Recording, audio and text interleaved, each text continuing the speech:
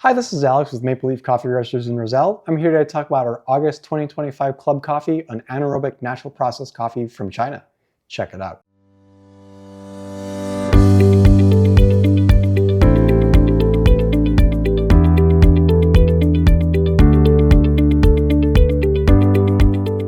So just as a reminder to everyone, the Club Coffee program here at Maple Leaf is something that we do where we bring in a club members only coffee every month, something a little bit different off the normal path. Roast it 3 different ways, provide a bunch of extra information and notes about it to our members, and give folks a chance to choose from one of the 3 different options. This is a members only program, and we do have a limit on the number of people that are in it. So if it is something that you're interested in joining, either stop in the store, I'll add you to the wait list, or send me an email and I'll be glad to let you know when our spot opens up. So this month we have something that is really fun for me. As anyone who's kind of known us long enough, they generally know that I like novelty in coffees, something that is different, off the normal path. And this is one that to me feels like, let me say it this way, a novelty sandwich. So we have a couple of new and exotic things that this coffee has in it that maybe some of our club members haven't seen before, and at least one thing for me that I haven't seen before on my own shelves, which is, first of all, it's a coffee from China, which, believe it or not, China does produce a small amount of coffee, not a huge amount, so that's something that's different.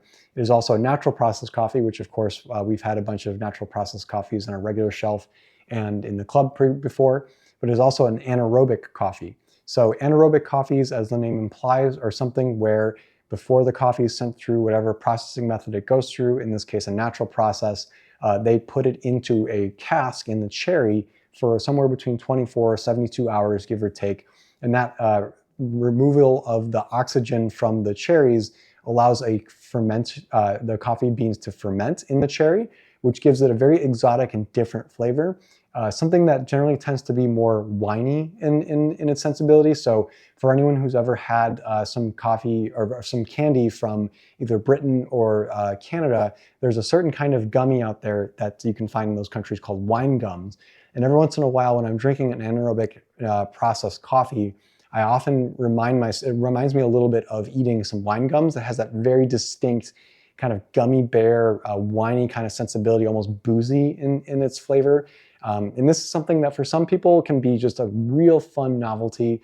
And for other folks, they might just get a whiff of the beans themselves and just not like it at all. So I'm really hopeful this month that one of these 3 options for people who like something a little bit different, or for someone that wants something that has a lot of character and depth, that this will be something that people remember fondly, and that we don't turn too many people off in the club this month, and still get them something that's exotic and different. But I think that kind of novelty sandwich concept that I talked about, of having the 3 interesting things combined into one coffee, will be something really compelling for folks this month.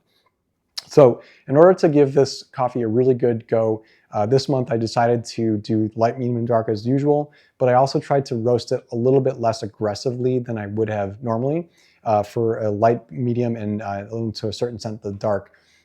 Usually with coffee, if you want to highlight an acidic kind of a sensibility to coffee, you try to push it a little faster through different stages of the roast. And this month I tried to not approach it as aggressively on the heat side of things, so that we would get a coffee with a lot of interesting depth, but not too much of a sharp edge to it. And I think we succeeded for all 3 coffees this month. On the light roast side of things, this will be that coffee that if you're a light roast drinker and you really like the light roast sensibilities and the kind of brightness that a light roast will bring, this is the coffee for you. As I said, this one is a very fruit-forward coffee, sweet, kind of almost wine tasting, a little bit of a tropical fruit sense to it as well, but not super strong on that front. It's a very vibrant, rich coffee as well. Low acidity, very thick flavor, something that will really linger in your palate after you take that sip and you drink it. Juicy, medium body, not a light coffee by any stretch, but it has that complexity and depth that light roast drinkers will enjoy. So if you're normally a light roast drinker and you want that kind of out there sort of coffee with a little bit of like a fruit forward sort of sensibility as well, light roast is the coffee for you this month. On the medium roast side of things, this is where we turn to more of the conventional medium roast flavors. It has more of a chocolate edge to it, but it's not a super strong chocolate like we see in some Central American coffees from, say, Peru. This still has that fruity kind of sensibility to it, but it's much more toned down in the light roast. Touch of that chocolate flavor in there, like I said, a little bit more of a creamy, almost nutty hint in some form. So this one does have less of a bright sensibility to it. Still has a thicker mouth coating, more of like a creamy edge, very similar to what we'd see in a Mexican coffee, but not as robust and in your face as that kind of creaminess that a Mexican coffee will bring. Very soft flavor overall as well. Again, this is not a sharp coffee, even in the light roast side of things. So this medium roast is a nice balance between something that has that interesting depth of flavor, the kind of off the usual notes, path usual sorts of notes, but it has a nice balance between something that is a little less fruit forward, but not as so like dark and richer, fuller bodied as a dark roast will sometimes be. So I think if you like the medium roast and you want to play it safe, medium roast is a good option this month. You'll still get some of the exotic, interesting, weird kind of notes that you'll get from this anaerobic processed coffee, but you won't get anything that's too bright in your face as a light roast could be for some folks. And for the dark roast, this is where I think a lot of your medium roast, your normal medium roast drinkers will maybe end up. Your dark roast fans, I'm not sure how they're going to like this one this month, and I do hope that people like it quite a bit. This is one of those dark roasts that has a ton of character.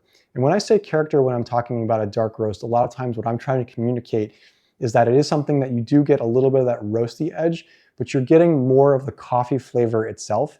And with an anaerobic natural process coffee, you're starting out with something that has a real complexity, a cool depth of flavor, and it's really tough to roast out some of those interesting notes that you normally see out of these sorts of coffees.